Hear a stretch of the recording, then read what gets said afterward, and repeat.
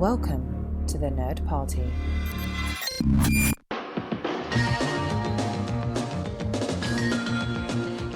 Hello and welcome to Great Shot Kid, the Nerd Party's show about Star Wars and the behind-the-scenes making of it and all that good stuff. I'm Mike, and John is not back yet from his adventure with the hurricane in good old Florida, but he's doing well. He's good. He made it through and everything, and he'll be back next week for sure. And sorry, we're going to postpone our Splinter of the Mind's Eye read through until next week, but definitely check that out. In the meantime, I'm joined by a very special guest, Nic Anastassiou. How's it going, Nick? Did I pronounce your name right? You did. All right. Mike, congratulations. Thanks. I'm doing good. I will do my best to fill in for John's smooth baritone voice. Excellent. Well, for those people who don't know, Nick, you are one of the Star Wars creators who we talk about. You were an editor on the Clone Wars. I was fortunate enough, to work on a couple of the prequels at ILM and then actually go to the ranch for 7 years, where I learned literally how to tell Star Wars from George and then from Dave Filoni. Yeah, absolutely. And that's what we're going to talk about today, specifically editing in Star Wars and what it is and what makes it special. Because, I mean, obviously, everyone sort of acknowledges that the editing in Star Wars is some of the best ever, right? I mean, the first movie won an Oscar and all that good stuff. And, people talk about, Jedi and how that climax sort of like changed the structure of blockbusters from there on out and everything. And yeah, we're going to get into that, and specifically like what you learned on the Clone Wars from George himself, but also some examples of that throughout the series. So, okay, let's go all the way back to the beginning, right? Because like I was just telling you off mic, animation editing is like completely foreign to me. Like I have absolutely no idea how it works, and I have an idea in my head which is kind of completely backwards from what I think live action editing is in a lot of ways, just because of the process of animation and the labor involved with it and everything. It just seems like it's almost a reverse of live action. I could be completely wrong about that, and I'm hoping that you'll set me straight here. But before we get into your animation stuff, like what are your origins with editing in general? I mean, did you study it in school or? I did. Well, I my first passion, film, you could say on the meta level, is my passion, and within that, once I became aware and really determined to work in film, my focus became on storytelling, writing. I was a screenwriting major, and it's still my first passion. However, once I got during my first semester at school, I became aware very quickly of editing, and there was both a creative and a practical attraction. On the practical side, because film is a business, immediately it was very, very clear quickly that there was more of a delineated career path to become an editor than there was for writing. The writing was literally who you knew and where you were, being there at the right time. I mean, there's skill involved, but as far as career path, so there was that. But then I genuinely fell in love with the fact that I had to take editing, an editing 101 class. That was a prerequisite. I didn't have to go further, but I had a wonderful professor, and immediately what emerged to me was the storytelling part, and that's, I think, something that we'll touch on again during this show, and you'll see that editing, even when you cut picture is very much like writing in a lot of ways. It's constructing a story for sure, and analyzing where you need to have certain parts, the point of view you choose to tell the story, pacing, a lot of the same elements. And so that fascinated me. On top of that, there was kind of a little asterisk because some of the first projects we had to work on at school were very sound driven. Our professor was kind of building it up to more of kind of a long form editing, and so he started with kind of a music video thing, and then it was a short film thing. But initially, it was very sound driven, sound effects, dialogue, music, and I've within editing, sound has always been my favorite, and so that really attracted me. And on top of that, what really fascinated me was I came in at school right around the transition between from linear to non-linear editing systems. My school had gotten the first 4 Avid systems, and which had a single screen, and but it was a big deal. And I remember our professor, who was coming from the traditional background, saying, if you guys can learn it, and he was himself really fascinated by the struggles that he had to put up with in working on film and video even, and how this was all going away. And so that kind of, it helped communicate some of that excitement, because he would get so into describing to us not how easy it was, but how fluid it was to edit with a computer program. That really sort of imbued in me the desire to just hunker down and get into that. And literally, it made me curious to figure out what that tool was. And I booked some time in our computer labs at school, and for about a month, I kind of gave myself a fake project, a dummy project, and I would just go in on Saturday and edit from the morning until like 11 midnight, and then same thing on Sundays, and literally just figuring out what to do as I needed to do it with the manual, with the instructions. How do I splice? How do I import media? How do I, the basic stuff to the more complex tasks that you can do with the program. And that's kind of where I started. And then it's the usual path of I was doing, I started to, once I gained confidence enough, I started to do a few freelance projects that I got connected to through professors at school, which led me to be able to kind of hack a reel at the same time as I could tell. Again, that I was lucky enough that I was at the time when just being able to put on the resume that I knew the software was an asset, because it was just becoming popular. And so that was people wanted editors who knew how to cut on Avid.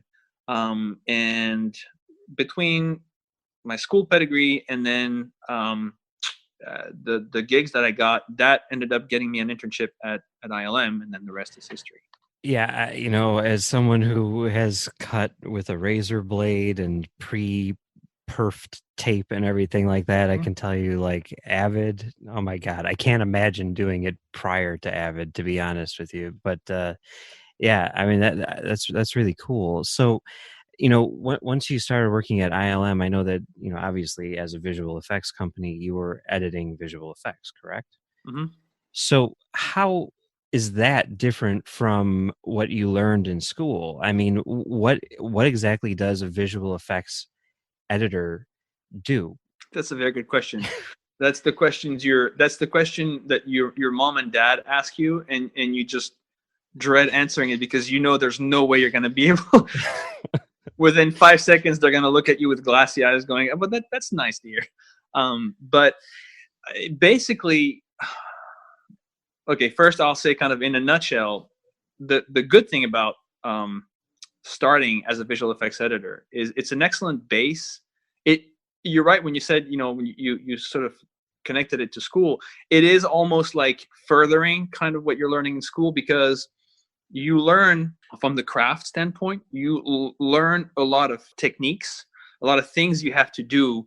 It's almost like muscle memory. As an athlete, I would say, it's almost, those training montages in the Rocky movie where you see Rocky do these things that have nothing to do with boxing, but that are going to teach him the moves that when he steps into the ring, now all of a sudden he knows how to do. Yeah. That's exactly what visual effects editing gives you. Is basically you learn, you practice all these methods, all these things, which, because you're not doing necessarily, sometimes you get to do creative editing. It depends on the relationship you have with the studio cutting room, and it's show by show really. But a big part of your task is more craft based, technique based, and so you learn from organizational skills to being thorough to understanding how a movie is constructed, because that's where we get into the nitty gritty of what a VFX editor does.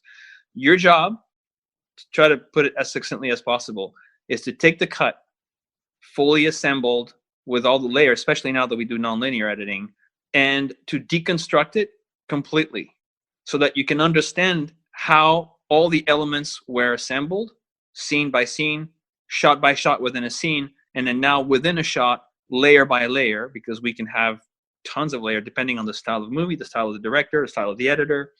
And then from that, understand what needs to be done on the visual effects side to each element of each shot in each of the scenes that we're going to work on, and then communicate that to the visual effects team, both the production part of the team and the artist, the animation supervisor, the visual effects supervisor, the sequence or compositing supervisor, the layout guys. Knowing their tools, you basically are at that point a translator. You are supposed to understand how the director and the cutting room, the editors think, why they did what they did, how they did it. Now you have to put it back in terms that make sense to the match movers, the animators, the compositors, so that they know what they're supposed to do with each element in each shot. Things that have to be sped up, things that have to, a lot of times, for example, think of some of the simpler examples that won't take too long to explain, but like they can split in the frame. They can use a take. If you have a two shot with two characters in and foreground people, background people, a lot of times they will actually have selected, even though it looks in the cut as one full element, they'll have actually split and are using take 5 for the principal character in the screen left foreground. They'll use take 7 for the background characters. Sometimes they'll actually do a splice where they like the body performance from take 5, but they like the head performance from take 6, so they kind of sklooge that together.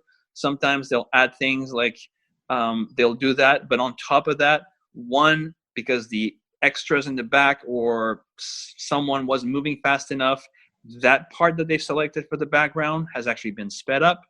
Then there's nonlinear curves to the retime, so they can start at normal speed and then slow it down and then ramp it up and so on. So you have to basically, from shot to shot, element to element, see what is going on, how it was put together, why, and then you also are supposed to know the tools that are being used by the visual effects team and tell them, okay, so this is what they're doing. This is how you have to do your part, so that on the back end, when we deliver the shot, they'll get what they need. And then, so when the turnaround starts to happen, then it's your role as well to kind of be, again, the monitor and the translator the other way around. You're the gateway.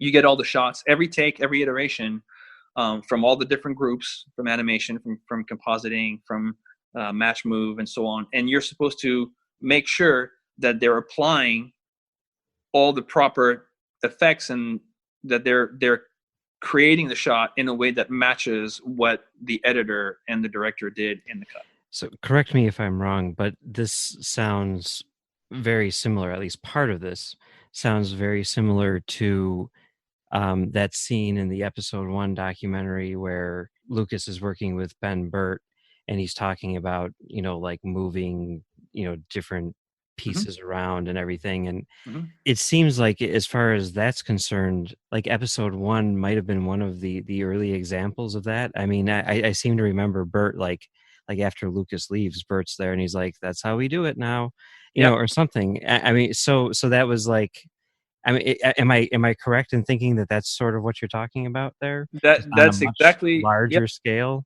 with like elements like whether it's models or CGI or in addition to live action stuff, like just all of that together. It's more like what's occurring inside of a single shot as opposed to cutting two shots together? That's absolutely correct. That's exactly, you're dead on, and you're also right. Episode 1 was, I mean, to my knowledge, the first film that really applied that to the extent that it did. If not, definitely with like one of the first few that did it, and to the extent that George pushed it, I would wager he was definitely the first, and it was the first film. It's now become the standard for the way all visual effect films are done. And episode 1 was definitely the first one that did that. And I mean, now you get to a level where I was, just before I left, I was helping out another editor who's on a project where you can have all kinds of added layers of complexity, because you can have, so let's say we talk about different elements. Well, these different elements might be shot with different types of cameras that shoot at different speeds.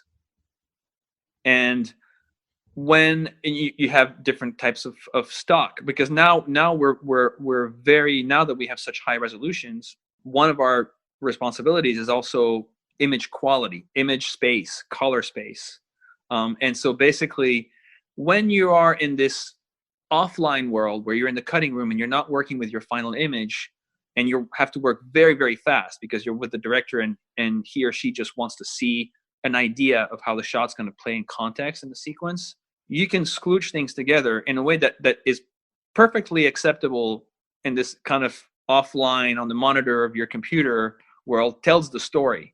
But it's an entirely different story once you're creating the final 4K image that you're going to deliver back to the studio. And so if you have an image that is composited with elements that are shot at different speeds from different cameras, a film camera, a digital camera, again, in this low res offline world, it'll look fine.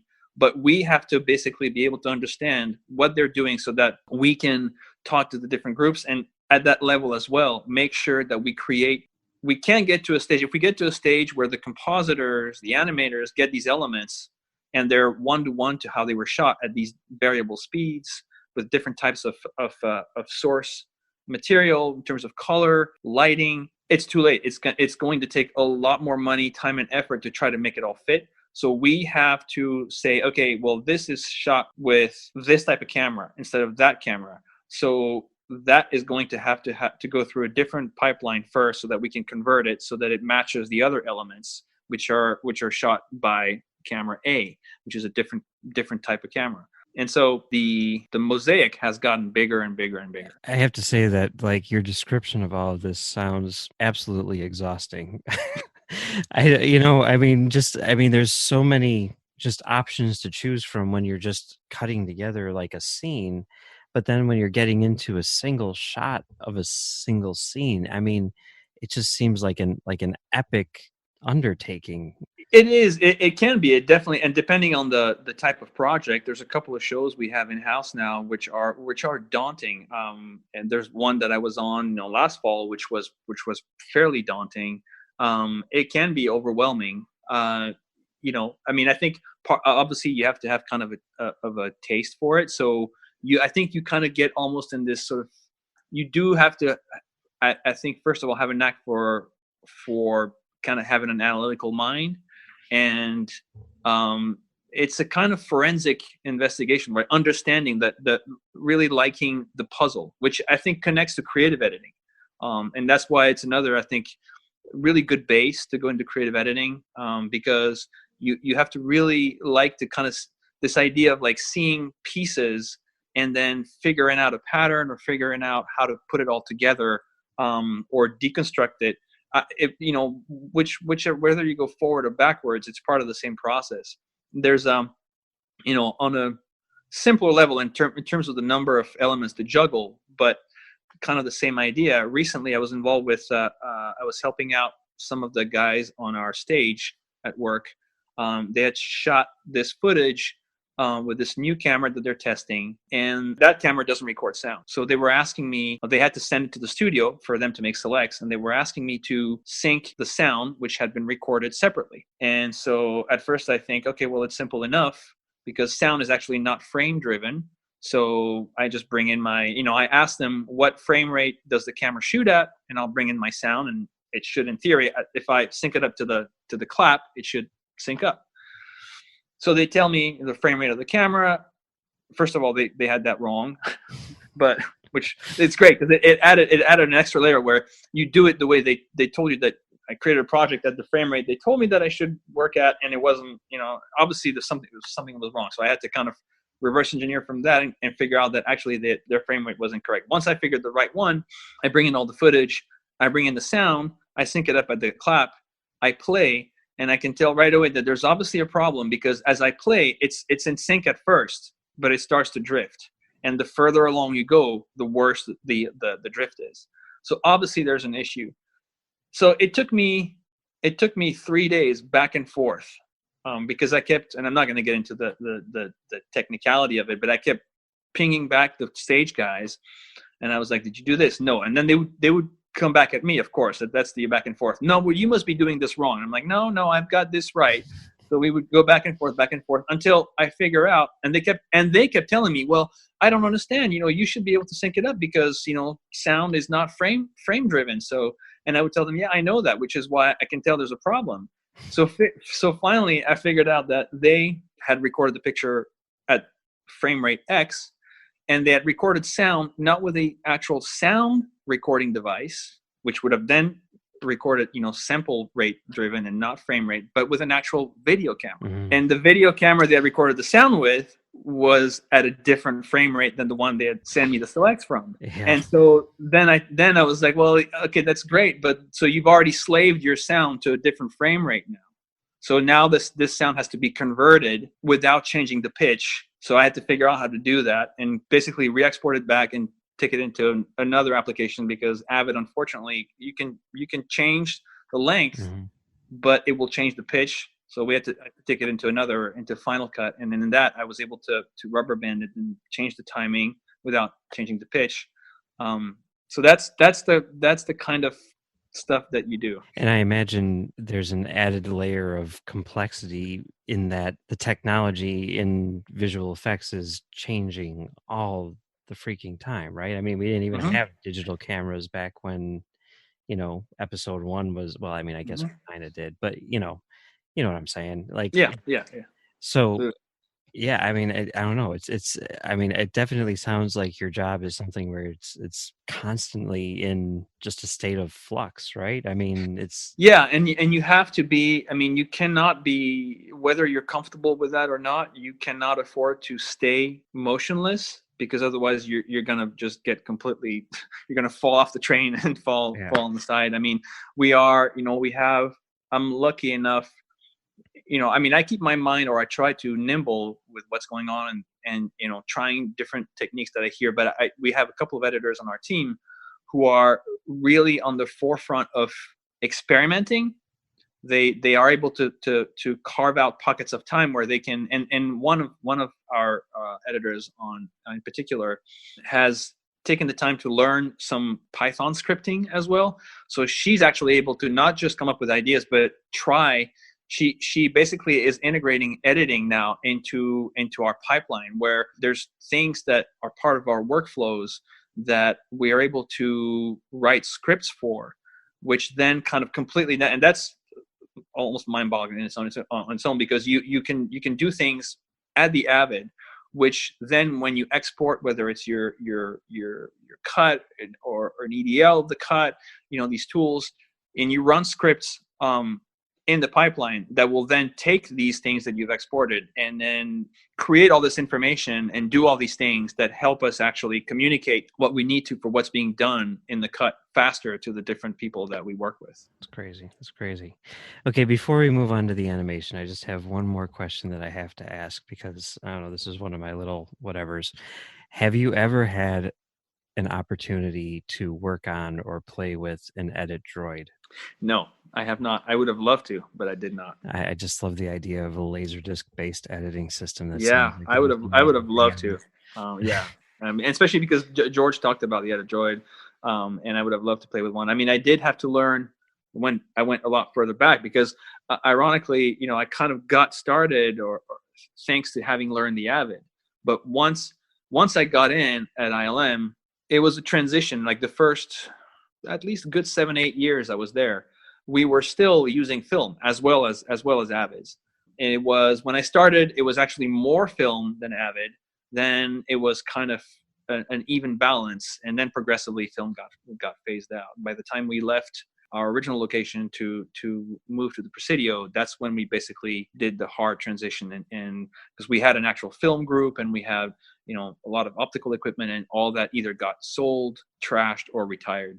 But I had to, so when I was an assistant editor, one of my first duties was to run film dailies and to assemble reels and stuff. So I had to go back and learn to splice and work with work print, how to handle negative. I had to do, like you said, razor splicing, and work with a Moviola, a Chem, which, it was, it got me to have so much admiration for editors who cut entire features. And I mean, it does translate both into why a lot of the guys who were very creative felt so liberated when nonlinear programs came about, but also, and that's something that I think has definitely pervaded through the film industry, I think there was a quality to the restriction and the complexity of tools like the ones that were used in the optical days, because it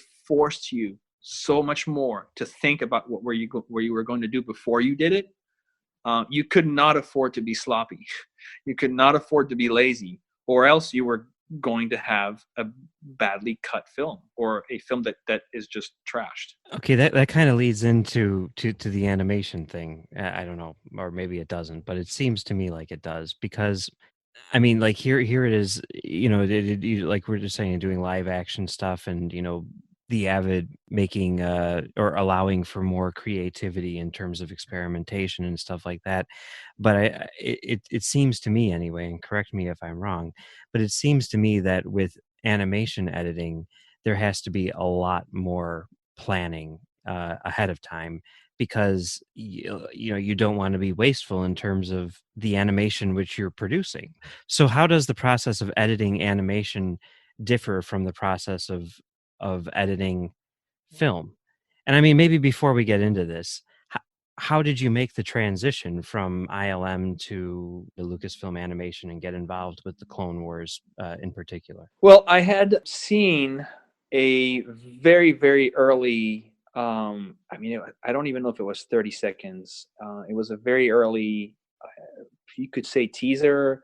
It was a concept cut. It was maybe like 4 or 5 shots, something like that, which Dave had cut.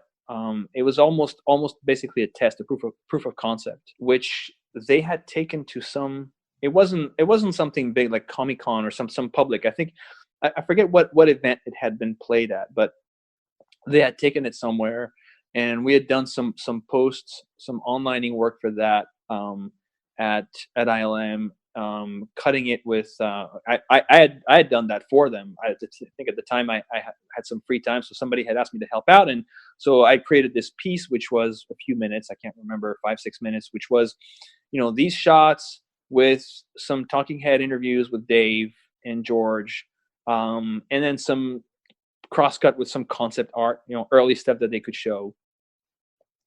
And I just got really excited. I thought the look was cool. I thought the idea was daring and cool. To me, it felt obvious that there was genuine passion in Dave and what he was trying to do. I could tell that George was also genuinely involved and into the idea. And I thought, man, this is great. This is kind of, I don't want to say the Star Wars of my generation, because I was already well into my late 20s, but I felt like, okay, this is kind of new Star Wars being made, and not just new as in like, oh, there's another episode in the trilogy, but a new form of Star Wars being born. So in a way, to me, it felt like this is kind of like being back in 1974, 1975, where a bunch of guys are thinking, hey, what about ... And that felt very exciting. That was almost about a year, I think, before I joined in. But maybe 2-3 months later, I dropped an email. I found out, I learned that one of the recruiters who I knew from ILM, who I was friends with, had left and was now a recruiter for Lucas Animation at the ranch. So I just dropped her an email and I said, hey, I hear you're at the ranch now. I'm really excited about what George and Dave Filoni are doing with the Clone Wars. If anything comes up that you think I would be a good fit for, give me a ring. I would definitely love to take you up on any opportunity. And so, whatever, 6, 7, 8 months went by. And then one day she sent me an email and said, hey, something's come up. Are you still interested? And I said, definitely. And we talked, and what they needed at the time was an associate editor, which actually turned out to be the perfect transition job for me, because the associate editor position was, you came in on the back end of the creation of an episode, where at that point the story editor, which is what I became later, had already assembled the cut in what we call layout, which is layout is, it's already 3D, but it's a very kind of, you're using rough, cheap, blockier models, and everything is black and white, so there's no render, but the cameras are already the same cameras that you're going to use in the final animation, the lenses, the moves. So that way it allows you to get a very accurate idea for what your cut is going to look like, but in an environment that still allows you to change things fairly easily and without spending a lot of time or money doing it if you need to. So that's already been done. It's already been worked on by the story editor and Dave, or the story editor and George, and locked at that level. Then it goes into full animation, fully detailed animation. Then it gets rendered, and at that point you get the cut back. Or actually, you are kind of the way the visual effects editor does. You're basically in charge of, as the animation comes in and as the renders come in, you're in charge of cutting them in over that sort of rough layout cut and making sure that it all matches in lengths. You don't make any change. You just cut according to how the layout cut was locked by George and the story editor. And once you have a whole cut assembled, fully animated, fully rendered, then Dave comes back and you do a pass at it with him, and then George comes in and you do a pass with him. And so, there's a level, again, obviously to a point, the cut is already there, the story is already there, you're not going to go back to square one. So there's a point that has some of the elements of what you do as a visual effects editor, but especially early on, which is when I was doing it the first 2 years, and we were figuring out, everyone was figuring out what the Clone Wars was, how we were going to tell these particular stories. There's still a significant amount of reshuffling, cutting, and that was a perfect opportunity for me to cut my teeth on understanding story structure, because I would get the cut built without having to do anything, and then Dave and George would come in and they would look at it, and they would start to say, oh, okay, well, we thought this would work here, but now that we see it with the full pace and everything, this needs to breathe more. This actually feels like it drags. We should slow it down. This scene now, and sometimes it can be as something as trivial as the lighting. Now that the lighting is in, it feels out of place, because we go from something very dark to something very bright to something very dark again. And so all of a sudden the cut feels out of order. It's technically not. It follows the plot, but visually, and that's something that George is very keen on, it's jarring, and you don't pick up why until you realize that it's because the lighting makes it feel like it's out of order. So then you figure out how can we change the order so that we feel like we have a more pleasing visual progress in terms of the lighting. So I learned all that for about 2 years, and then the other editor, Jason Tucker, who was the only story editor at that point, in 2008, said, hey, I think that you've learned enough, and if you're interested, I've talked to Dave, and we'd like to promote you and make you full story editor, so that there's two of us. It'll be me and you. And that was it. That's awesome. Getting back to the associate editing thing, because I'm curious about the nitty gritty of that, I guess. How long is the gap between when the story editor makes their final cut and when the showrunner or whoever, the director, does their pass? You mean the final pass? Yeah. So it varied, and that amount of time as we got better at doing what we did shrank over the life of the show. Initially, I would say the amount of time between the moment that Jason, who at the time was the only story editor, would lock the cut in layout, as we called it, with George, and the time that George would come back to do the final cut with me in color, which is what we called that last phase, would probably be 2.5 to 3 months. And was this like concurrent with the sound editing, or is that something that pretty much came in after you guys made your final pass? So basically, another one of my jobs as the associate editor, which actually once I became a story editor, I kind of took it and moved it with me earlier up the workflow into the layout phase. But at the time I started, when I was the associate, one of my jobs, in addition to the things I already described to you, was to create a full scratch sound effect bed for the episode and a full scratch temp music bed for the episode. The idea being twofold. One, we wanted, when George came back for the final cut, Dave's marching orders were, it has to feel, because we would also go into the theater and project the episode actually on the big screen, because George had said we have to be able to evaluate each episode as if we were watching a Star Wars movie, and it has to hold up to the same quality check that you would run if it was a feature film. So every time he would come, before we would go for the final cut, we would actually go into the screening room and project the episode. And so kind of working our way back from there, Dave had said, when we go in, even though we haven't put in, the final sound effects are not in yet, and the final music's not in yet, it has to sound as good and final and polished as if it was something that was ready to go to air on TV. So one of my jobs was to be the temp music editor and the temp sound effects editor and designer, because you had to create, the music and the music tracks and the sound effects, and there was also a practical reason to do it that way, which is once we had everything in place, it was easier, therefore faster, therefore cheaper, for Skywalker Ranch to come in and do the actual sound design and sound editing. A lot of times, I mean, obviously we asked them to give us the full library of Star Wars sound effects, which they did.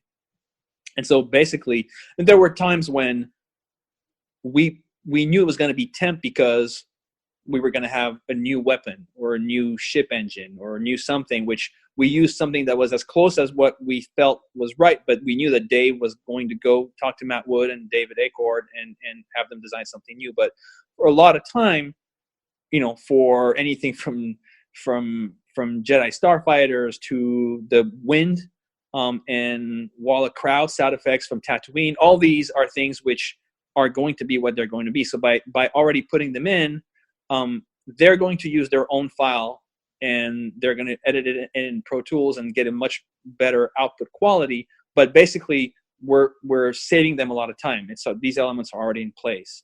And then we did the same thing for our composer, Kevin Kiner. He had to work.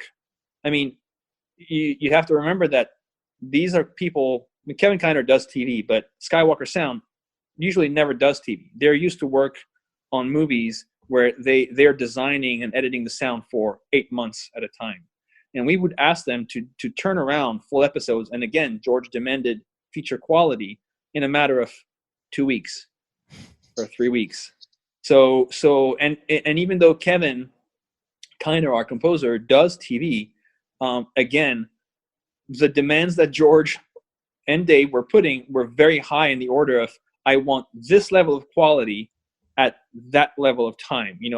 Like it was much lower time to quality ratio. So by creating a full bed of temp music, that would allow him to kind of get an idea, and then he would have meetings with Dave where they would talk about against like specific instruments that he had in mind, if he had any, or moods and so on, tempo. So he would definitely create original music, but it would help him get a feel for what we were going for.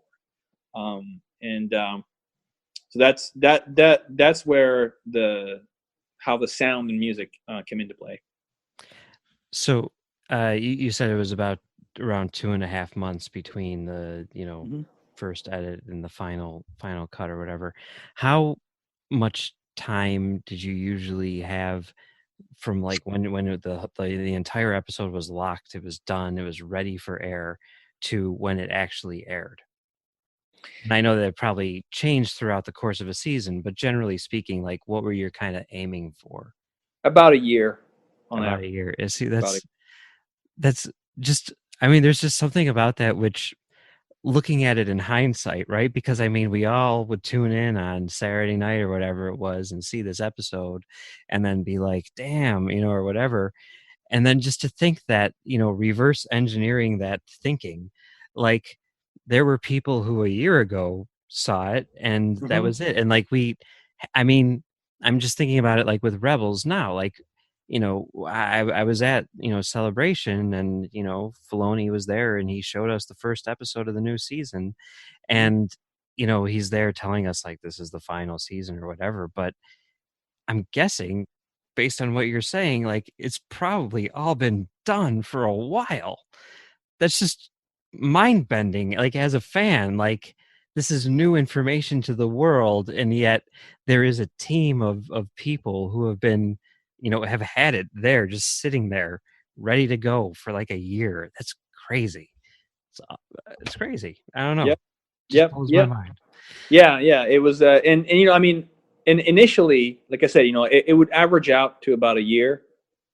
Initially, it was more than that because we basically worked on the show for 2 full years before we were on the air. That's nuts. Now, I mean, getting back to, because you were talking about watching it in the theater, making sure that it's feature level quality and everything. And this is a question which I've had for, well, ever since Celebration 4, when Filoni showed that first footage at the convention, which I actually was there for that too. The aspect ratio is 2.39 to 1. That's crazy and awesome, and it really does sort of signal what you're talking about, with Lucas wanting it to stand up to the quality of the features and fit in with the features, I think, in a lot of ways. But it aired in 16:9. And I'm wondering, like, as the creative team, as a member of the creative team, as an editor who's, obviously going through this with the fine tooth comb, you're talking about lighting and stuff like that, how much, or was there any, thought to what the framing would be like on TV compared to, now as it is on Netflix in its, finished reel form, or whatever? The short answer would be there was a lot of despondency at first for the care we were putting to make it look, to frame, to compose, and to edit to the format that George had picked, why he picked it, versus how it looked on TV at first. It was very frustrating, both from to a certain degree. I remember specifically the directors, because these guys, starting with Dave, and his team, they put in a lot of work to try. We didn't always succeed, but to try to compose. Literally, there was not one shot, one scene where you would say, "Oh, well, whatever, it's good enough." You get the idea. I mean, Dave would never let that fly. And I was there in the cutting room, when there were some episodes where, not intentionally, but we were at that level where it's kind of like, you get it, you get the idea, and it just would not. We would get shut down, and they would say, "Nope, we're going to go back, and it has to be perfect." And these guys, I remember specifically one of the directors, Stuart Lee. He's the first director I worked with when I became story editor, and he was so frustrated because he worked so hard. He had worked his butt off to compose and frame some shots, which then leads into the way they're cut. And if we talk about that later, it's basically one of the rules of editing is, you cut based on where things move in frame and where they are at the end of the frame based on what, where the subject, your eye gets drawn to is in the next shot and so on. And so, all that requires a lot of thinking and a lot of painstaking. Again, it's kind of like building a ship in a bottle, right? It's minutia. And when you spend all this time and then you turn on your TV, and especially, and now granted, would the 8 or 9-year-old who watches the show notice or care? Of course not. But when you're the guy who slaved until 2:00 in the morning to get your camera to be at the perfect position for that framing, and all of a sudden you watch it on TV and it's completely off, it makes you feel like, oh man, why did I? That's a bummer.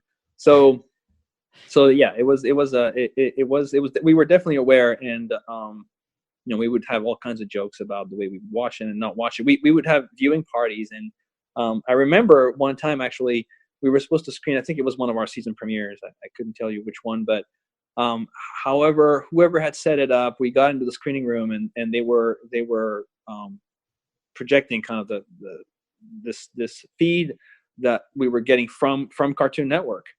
And it just looked so bad that we just stopped and said, and George was there, and we were like, we basically all said, you know what, screw it, let's just go have dinner. We're not going to watch it like that. We're going to wait until we can watch it right. So. Well, I definitely feel your pain on that, and I want you to know that as a viewer, every time I saw some sort of awkward pan or some person who was cut off slightly on one side of the frame or whatever, it did make me cringe. So I'm glad that now Netflix is the standard by which everything is judged apparently. So I'm glad that now we can finally see these things in their correct aspect ratio. And we did, if I remember correctly, I'm not 100%, but I'm pretty sure that what happened is it got so bad. I couldn't tell you exactly at what point it was. It was early on. If I had to guess, I would say maybe season 2 or around, but somewhere earlier in the life of the show. It got bad enough that basically Dave said, okay, if we're going to have to quote unquote butcher our final cuts, at least we will do it ourselves.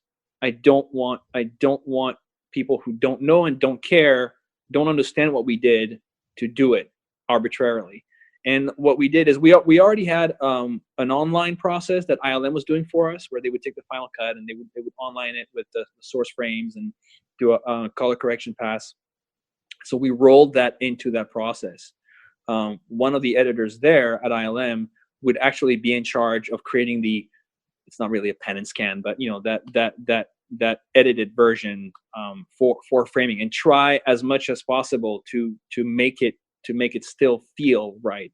Oh, that's cool. That's the way to go, Thanks, everybody, for tuning in to Great Shot Kid, and a special thank you to Nic for being a part of this episode. This is actually a part 1 of the interview, and so that will be dropping very soon. In the meantime, you can reach Great Shot Kid at thenerdparty.com/greatshotkid. You can contact us at thenerdparty.com/contact. And you can, of course, reach out to us over on Facebook at facebook.com/thenerdparty, on Twitter at joinnerdparty. Find Mike on Twitter at Mubbles3K, or co-hosting his other shows on Trek FM. He's a co-host of The Edge and Stage 9 with me, and he's also co-host of Commentary Track Stars over on commentarytrackstars.com. And you can find Nic over on Twitter at Red Nicodemus, and you can also find him on Facebook. So thanks again to Nic, and we look forward to bringing you part 2 of this interview. And remember, we are going to be doing our chapter-by-chapter analysis of Splinter of the Mind's Eye, so pick up your copy and start reading Chapter 1. Join the revolution. Join the Nerd Party.